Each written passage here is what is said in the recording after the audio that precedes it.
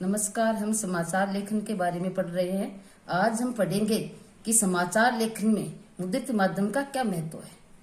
संचार माध्यम में मुद्रित या प्रिंट माध्यम सबसे पुराना माना जाता है।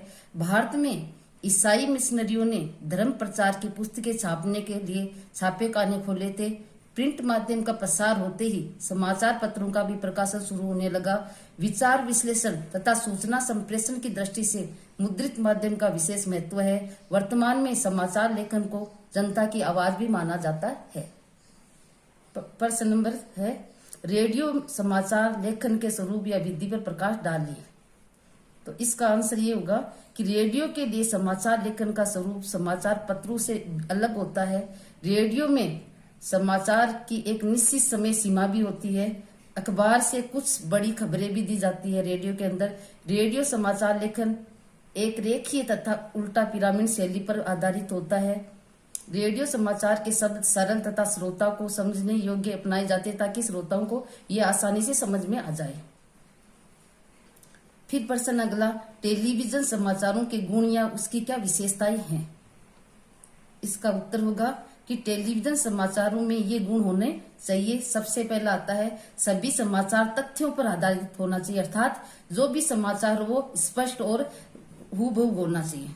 दूसरा है, भाषा सरल तथा स्पष्ट तथा बोधगम्य होनी चाहिए। भाषा सरल होनी चाहिए ताकि लोगों को आसानी से समझ में आ सके।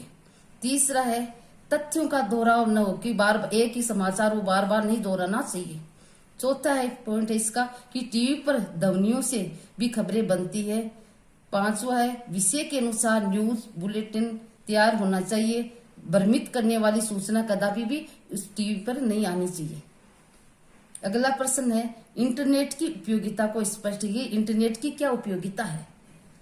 इसका उत्तर है, इंटरनेट आज की संचार सेवाओं में अपना महत्वपूर्ण स्थान रखता है। आज की दुनिया में इंटरनेट हर कदम में सबसे आगे है। ये विश्व के करोड़ों कंप्यूटरों को जोड़ने वाला ऐसा संजाल है जो केवल एक उपकरण सूचनाओं के विशाल भंडार का माध्यम है। इंटरनेट है वो सूचनाओं का विशाल भंडार का माध्यम होता है। ये सूचना, मनोरंजन, ज्ञान, व्यक्तिगत तथा सार्वजनिक संवादों के आदान प्रदान का त्वरित माध्यम है। इंटरनेट की उपयोगिता ये भी है कि इससे एक सेकंड में लगभग 70,000 शब्द एक जगह से दूसरी जगह पहुंचाई जा सकते हैं या भेजे जा सकते हैं। अब 4G से इसकी गति 10 गुना बढ़ गई है। इससे कई तरह के कार्यों में अपना भविष्य संवारा जा सकता है, अर्थात इसमें इंटरनेट के माध्यम से हर स्थिति में हम अपना भविष्य सुधार सकते हैं। अब दूसरा, ये तो था पहला टॉपिक। अब है दूसरा टॉपिक है कि विविध प्रकार के लेखन में आता है फीचर, संपादकीय, संपादक के नाम पत्र, प्रतिक्रिया लेखन। ये है दूसरा टॉपिक।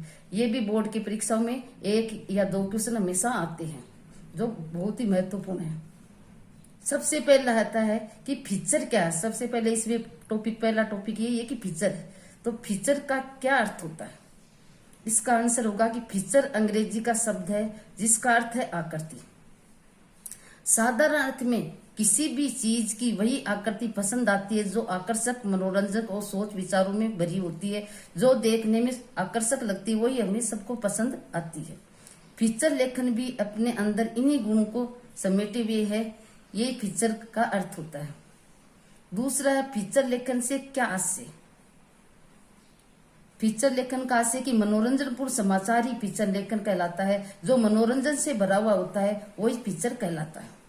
परंतु फीचर में मनोरंजन के साथ साथ सूचना, समाचार और समस्या का समाधान भी होना बहुत ही आवश्यक होता है। हाँ, फीचर पढ़ने के बाद जब पाठक सोचने पर विवश हो जाता है तभी फीचर लेखन सार्थक होता था, सफल होता है। कि जब तक पाठक उस फीचर को पढ़ करके या सुन करके जब तक उसके बारे में नहीं सोचे तब तक वो सार्थक नहीं हो सकता है।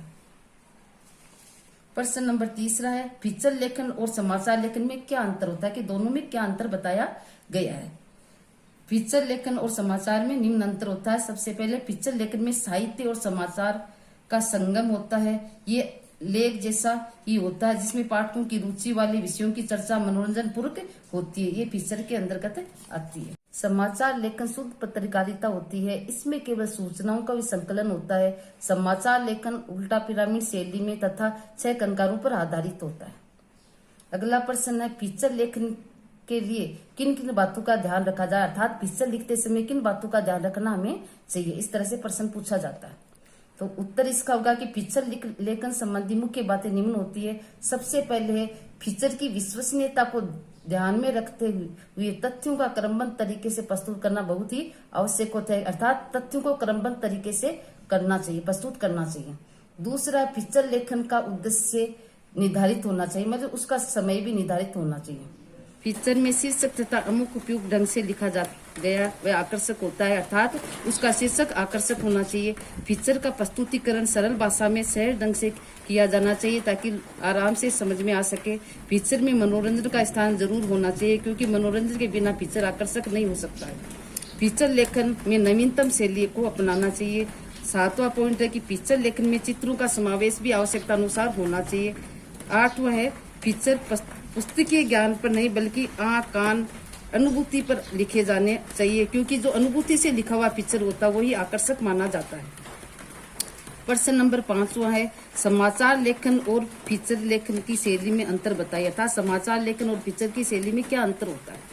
उत्तर है समाचार लेखन में तथ्यों की प्रामाणिकता पर जोर दिया जाता है, अर्थात वास्तविक तथ्यों पर जोर दिया जाता है, जबकि फीचर लेखन में लेखक अपनी राय भी लिख सकता है, अर्थात अपने विचारों से भी उसको लिख प्रस्तुत कर सकता है। समाचार लेखन में उल्टा पिरामिड शैली का प्रयोग होता है। फीचर लेखन में उल्टा पिरामिड शैली का प्रयोग नहीं होता है। फीचर लेखन की शैली कथात्मक होती है तथा इसकी भाषा सरल, आकर्षक और मनोरंजन होती है।